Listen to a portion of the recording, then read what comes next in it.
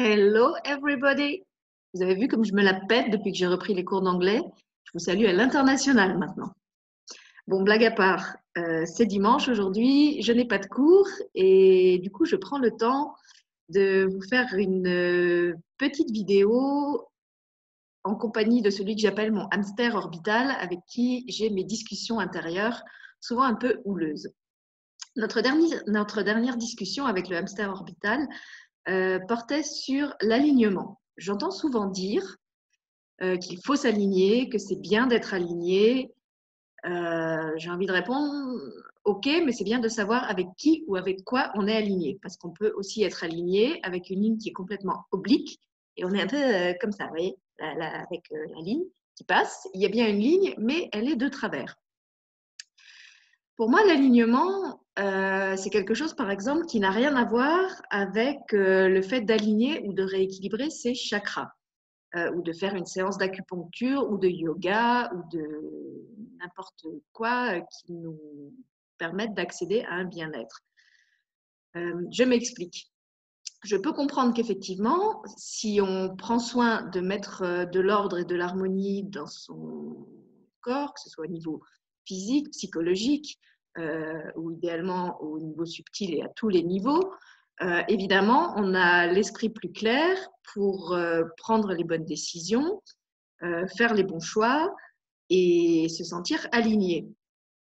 Mais d'un autre côté, si vous faites votre séance d'acupuncture, de yoga ou d'autres choses, et qu'en sortant de là, vous recommencez à tolérer des choses ou vous-même à pratiquer dans votre vie des choses qui ne sont pas bonnes pour vous, qui ne sont pas alignées avec qui vous êtes, pour moi, ça revient un petit peu à la même chose que remettre des vêtements où vous avez transpiré après avoir pris une douche. Ou si vous voulez que je vous donne une image plus parlante et plus marquante peut-être, imaginez que vous avez passé tout votre après-midi à ratisser votre jardin zen. Vous avez un jardin zen. Vous avez passé l'après-midi à tailler vos bonsaïs et à ratisser avec le petit râteau tous les petits graviers pour faire des sillons bien alignés. Et puis, une fois que vous avez fini ça, vous marchez tranquillement vers la sortie de votre jardin zen. Vous ouvrez son portail et vous laissez entrer un troupeau de bisons en furie. Voilà, moi, ça revient un peu à ça. De s'occuper de l'alignement seulement de cette façon-là, les bisons symbolisant tout ce qui dans votre vie ne vous correspond pas et que vous continuez à tolérer ou à pratiquer en ayant l'impression que vous soignez votre alignement. Alors pour moi, l'alignement, c'est quelque chose de différent, c'est quelque chose de beaucoup plus intérieur et de beaucoup plus profond, qui justement parce que c'est intérieur et profond, va provoquer tout l'alignement que vous donnerait une séance de yoga ou d'acupuncture ou d'autre chose. Et c'est quelque chose qui demande pas seulement d'être dans le bien-être, mais finalement beaucoup de lucidité, de rigueur et d'exigence, d'engagement peut-être plutôt que d'exigence envers soi. Alors je ne vous parle pas d'adopter le comportement du nombril égocentrique qui est prêt à piétiner tout le monde et à vendre sa mère pour satisfaire ses désirs égoïstes. Je vous parle de cette attitude d'être avec soi-même comme on serait avec son meilleur ami, ce qui est, je crois, la meilleure chose qu'on puisse accomplir dans cette vie, d'être dans cette amitié avec soi, dans cet amour avec soi, et de construire l'alignement à partir de cet engagement à se traiter comme son meilleur ami, à se connaître dans ses limites, dans sa vulnérabilité, dans la conscience de qui on est, ce qu'on peut tolérer, ce qu'on ne peut pas tolérer, ce qui nous fait du bien, ce qui ne nous en fait pas, ce qui est négociable et ce qui est non négociable. Et là-dessus, construire un espace. Je ne parle pas de construire un espace de lumière avec des petites bougies, des bouddhas dans tous les coins, non, de construire un espace intérieur et personnel que vous vous engagez à respecter et à faire respecter quoi qu'il arrive. Pour moi, c'est ça, l'alignement. Je vais vous donner un exemple. Il y a quelque temps, c'était justement à la période de Noël l'année dernière, j'avais raconté sur mon site d'auteur, La Lutinière, une expérience qui m'avait beaucoup marquée. J'étais allée faire des courses. Devant le magasin, il y avait une dame qui mendiait. Je lui avais donné la pièce et en lui mettant la pièce dans la main, j'avais remarqué que cette femme avait les ongles faits. Et à ce moment-là, une petite voix en moi s'était immiscée et m'avait dit: «Oui, mais tu te rends compte, Sylvie, c'est sûrement encore une arnaque. Si vraiment cette dame n'avait pas de moyens, eh ben, elle ne se ferait pas faire les ongles. Probablement, ce que tu lui donnes, elle va le donner au gars qui l'a fait chanter et tu es encore une fois en train de te faire arnaquer.» Et puis presque aussitôt, face à cette voix, s'en était élevée une autre qui m'avait dit: «Mais après tout, qu'est-ce que tu en sais? Et si pour cette femme, faire ses ongles, c'est le moyen de garder sa dignité, c'est le moyen de continuer à exprimer sa fierté et sa noblesse d'être une femme. Peut-être que pour elle, c'est très important. Et qu'est-ce que tu en sais, toi qui vas rentrer chez toi avec ton cabas plein dans ta maison bien chauffée, de ce que ça représente pour cette femme d'avoir les ongles faits? Peut-être que pour cette femme, le fait de soigner ses ongles, euh, et de tendre son gobelet de mendiante avec des ongles peints et des ongles chics d'une certaine façon, eh ben c'était sa façon de s'honorer, sa façon de s'engager envers elle-même, de prendre soin d'elle, d'être dans l'alignement justement avec qui elle souhaitait être en tant que femme. Elle n'avait peut-être pas la possibilité de manifester ça dans d'autres domaines de sa vie, à travers son vêtement, à travers le choix d'un métier, mais elle choisissait de le faire comme ça. Voilà, c'est de ce type d'alignement que j'ai envie de vous parler. Je vais vous donner un autre exemple qui est celui-là tiré de ma vie, de mon expérience personnelle. Comme vous le savez, avant d'être animatrice sur ma propre chaîne, j'ai travaillé pour une grande chaîne qui m'avait embauchée. Et puis au bout d'un an, j'ai senti que je n'étais plus alignée justement avec ce qui se faisait sur cette chaîne, que ça ne me correspondait pas. C'était pas ce pourquoi j'avais signé et j'ai décidé de partir. Et à ce moment-là, à nouveau, plusieurs voix se sont opposées, en moi et par ricochet forcément autour de moi, l'extérieur étant toujours le reflet fidèle de ce qui se passe à l'intérieur de nous. Il y avait la voix qui disait mais Sylvie, tu es folle, rends-toi compte de ce que cette chaîne t'apporte en termes de, de visibilité, en termes de sécurité et d'apport financier. C'est quand même quelque chose d'inespéré. Toi qui étais quelqu'un de pas connu, de te retrouver comme ça, propulsé à l'avant-scène d'un endroit où tu es vu par des milliers de gens, blablabla. Bla, bla. Donc ça, c'était la voie de la sécurité. Et puis en face, il y avait l'autre part de moi qui disait mais je m'en fous, en fait, moi je suis malheureuse, je n'ai pas envie de continuer à travailler là, et j'ai envie de partir. Et donc j'étais dans ce conflit intérieur. Et cette nuit-là, à cette période-là, j'ai fait un rêve, j'ai rêvé d'une personne que j'aimais beaucoup, qui était d'ailleurs aussi intervenante sur cette chaîne. Et j'ai rêvé que cette femme se faisait assassiner d'une manière tout à fait sauvage et barbare. Donc je me suis réveillée de ce cauchemar horrifié. Et le lendemain, évidemment, je lui ai écrit en lui disant que peut-être qu'il y avait des personnes qui lui souhaitaient du mal et que c'était ça que mon rêve voulait dire. En tout cas, que j'étais vraiment choquée par ce que j'avais rêvé. Et cette femme, avec une grande justesse, m'a répondu: mais tu sais, Sylvie, dans les rêves, les personnages représentent toujours une facette de nous. Donc demande-toi ce que je représente, ce que je symbolise pour toi, pour que tu rêves que je me fais assassiner. Parce qu'en fait, ton rêve, je pense qu'il ne parle pas de moi et d'un danger que je cours, il parle de toi. Et je remercie cette femme de m'avoir fait cette réponse parce qu'effectivement, à ce moment-là, j'ai eu un déclic et j'ai compris qu'effectivement, ce que cette femme incarnait pour moi, c'était la pureté, c'était l'innocence, c'était le fait d'être fidèle à soi-même et que les gens qui la voyaient, qui la fréquentaient, ressentaient cette espèce de lumière intérieure qu'elle émanait en permanence, qu'elle émane toujours d'ailleurs. Et que c'était ça, en fait, que mon rêve disait, que si je restais là, si je restais à cette place, eh ben, j'allais me trahir moi-même, j'allais laisser assassiner, ou assassiner moi-même plutôt, ma propre lumière intérieure, et que ça, ce ne serait pas possible. Et depuis cette expérience, eh bien, j'ai pour ma part un test d'alignement qui est extrêmement simple et extrêmement concret. Je vous parlais dans une vidéo précédente de mon côté Heidi du plancher des vaches. Donc ça, c'est vraiment mon test du plancher des vaches. Quand j'ai un choix important à faire ou quand j'ai je ne sais pas, un partenaire à choisir dans quelque domaine que ce soit, et que je suis dans le doute, eh bien, je me dis, eh bien, si je prends cette décision ou si je choisis cette personne, est-ce que demain, je pourrais encore me regarder en face dans la glace et me dire que je m'aime? Et si à ça, la réponse est non, ou si c'est way off, eh ben, ça veut dire que je ne suis pas en train de faire le bon choix. Donc, si vous avez besoin d'un test, vous pouvez essayer celui-là.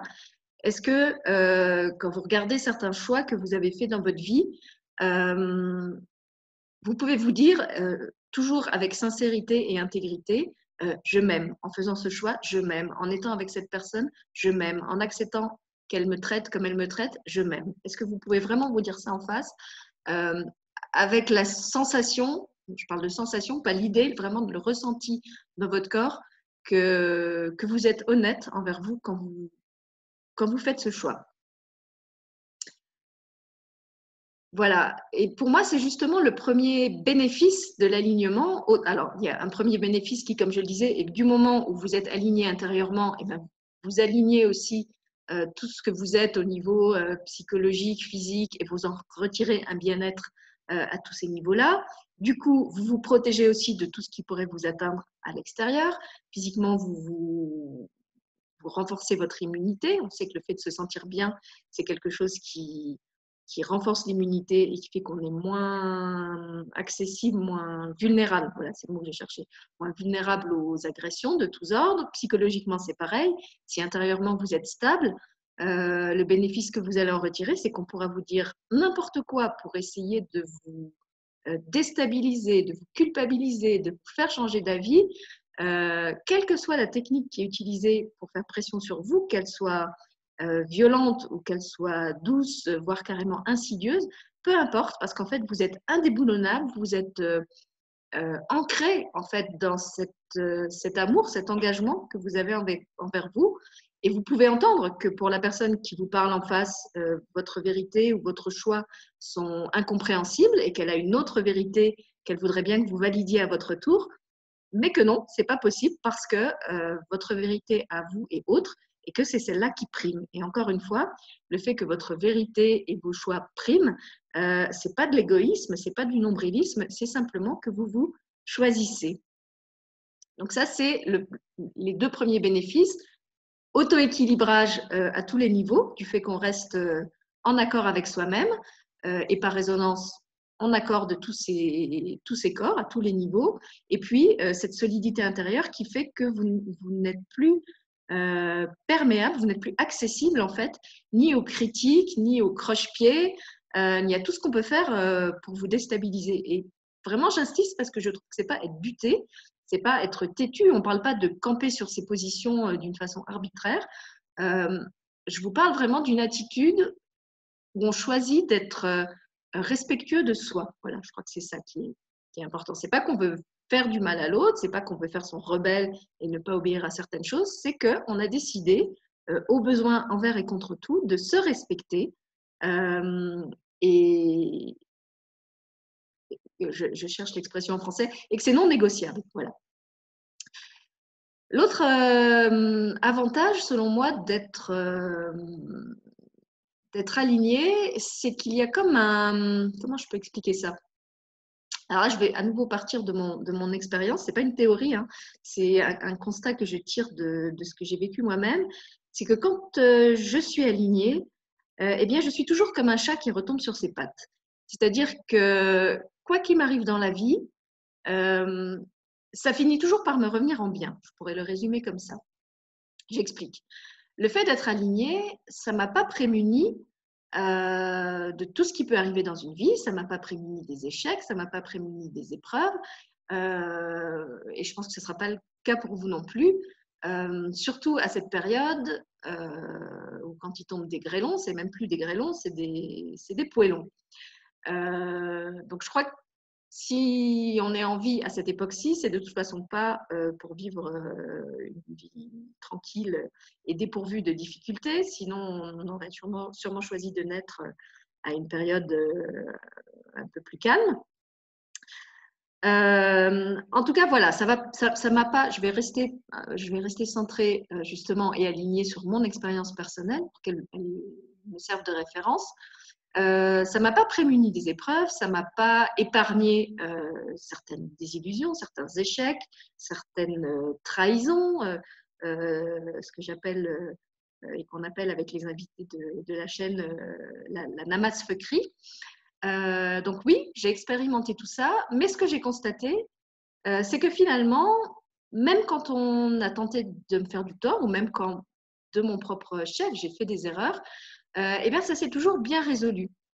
Et je crois que c'est ça aussi l'intérêt d'être aligné, c'est que ça crée en fait comme un champ là aussi, d'autoprotection ou d'auto-harmonisation, je ne sais pas comment dire, qui fait que, un peu comme dans un Disney, il y a un moment où les choses vont très mal, c'est très dramatique, tout semble aller de travers, et puis d'une manière parfois parfaitement imprévisible et inattendue, l'ordre se remet en place d'une manière qu'on n'aurait pas pu imaginer.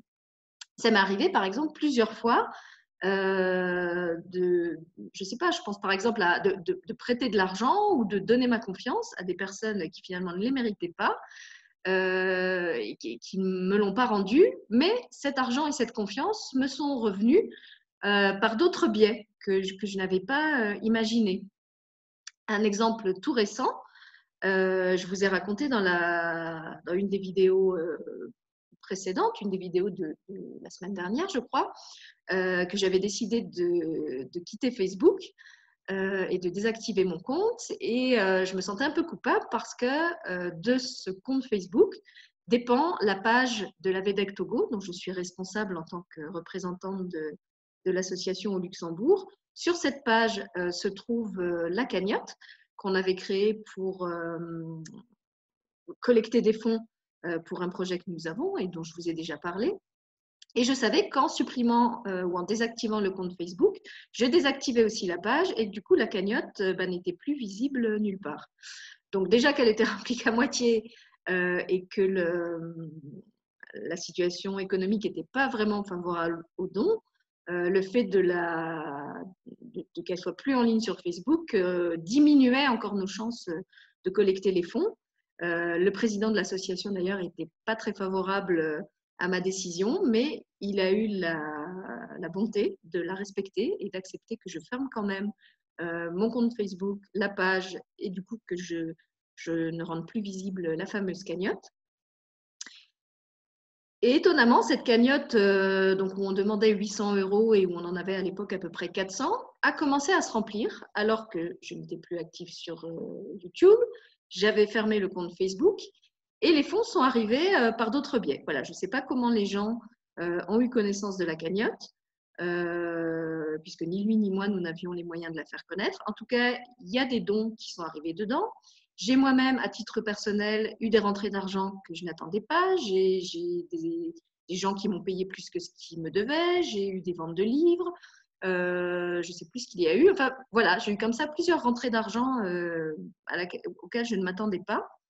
Et puis alors, le pompon, ça a été quand la cagnotte a été presque pleine et que je vous ai tourné cette fameuse vidéo où je vous disais qu'elle était presque pleine et qu'on vous remerciait d'avoir presque atteint les 800 €. Je pensais que puisque je disais qu'elle était presque pleine, vous alliez vous arrêter de donner. Et en fait, ce n'est pas du tout ce qui s'est produit. Une fois que j'ai mis en ligne cette vidéo où je disais que l'objectif était quasiment atteint, beaucoup de gens ont fait des dons alors que ça n'était même plus nécessaire.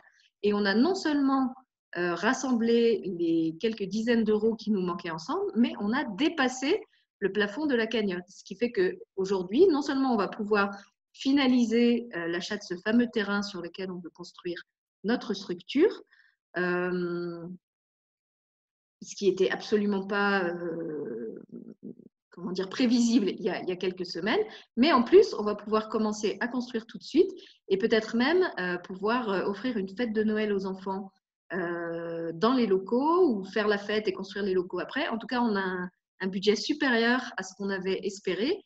Et ça, vraiment, encore une fois, si je me basais sur la loi de l'attraction, Ça me paraîtrait incohérent parce que je ne m'attendais plus, mais je le dis vraiment en toute sincérité, à ce que de l'argent entre encore dans cette cagnotte. Je pensais qu'on avait rassemblé le maximum qu'on pouvait collecter et que pour le reste, il faudrait qu'on se débrouille par nos propres moyens. Et donc, merci à vous d'avoir généré cette abondance et de nous permettre pour une deuxième année de faire quelque chose pour le Noël de ces enfants, sachant qu'au Togo, qui est un pays normalement relativement préservé de l'Afrique quand même, comparé à d'autres où il n'y a pas de guerre, où il n'y a pas d'épidémie, etc., avec le Covid, arrive maintenant la famine. Les gens ont pour beaucoup perdu leur emploi. Donc, il y a beaucoup de familles où les enfants ne mangent plus à leur faim. Et donc, grâce à vous, ils vont avoir un petit peu de bien-être. Et je parle aussi de cette situation parce que je trouve que ça fait relativiser beaucoup, enfin moi, ça me fait relativiser beaucoup de mes difficultés actuelles quand il y a des choses qui me semblent des montagnes et que je me rappelle que pas si loin de chez moi, finalement, il y a des enfants qui, eux, en sont à ne plus avoir à manger et que c'est encore d'une autre ampleur que ce à quoi je peux être confrontée moi-même. Voilà. Donc, j'avais envie de vous parler de ça parce qu'effectivement, c'est quelque chose que j'ai vérifié, pas seulement avec la Web TV, mais plein de fois dans ma vie, que si je me choisis, si je reste alignée avec mes choix, il y a effectivement des périodes où ça semble aller complètement de travers. Et finalement, d'une manière comme je le disais, que souvent je ne pourrais même pas imaginer avec mon imagination qui est pourtant très fertile et très riche et très puissante, la situation revient à mon avantage. Et je crois qu'elle revient à mon avantage justement parce que j'ai fait ce choix d'être alignée, j'ai fait ce choix de ne pas céder face à la pression extérieure et que quelque part, par sa fidélité, la vie me rend la fidélité que j'ai eue envers moi-même. Voilà. Donc pour moi, c'est ça le sens d'être aligné. C'est pas, comme je le disais, c'est pas juste une petite séance bien-être comme on irait se faire les sourcils. C'est vraiment une hygiène de tous les jours, de réfléchir à ce que je fais, à ce que je pense, à ce que je choisis pour moi et pour ceux qui m'entourent. Et est-ce que c'est vraiment en accord avec moi? Est-ce que demain, en me regardant, ou ce soir, parce que je ne suis pas obligée d'attendre demain, en me regardant dans le miroir, je pourrais me dire, je suis fière de ce que j'ai accompli, je suis fière de ce que j'ai accompli, je suis fière de ce que j'ai choisi. Parfois, je ne suis pas fière, mais je me dis que je suis quand même fière parce que je trouve que j'ai fait au mieux avec les possibilités qui s'offraient à moi. Ce n'est pas non plus que je me sente tout le temps comment dire, dans la gloire absolue. Il y a des moments où, comme tout le monde, je traverse des étranglements dans ma vie où les choses ne sont pas simples.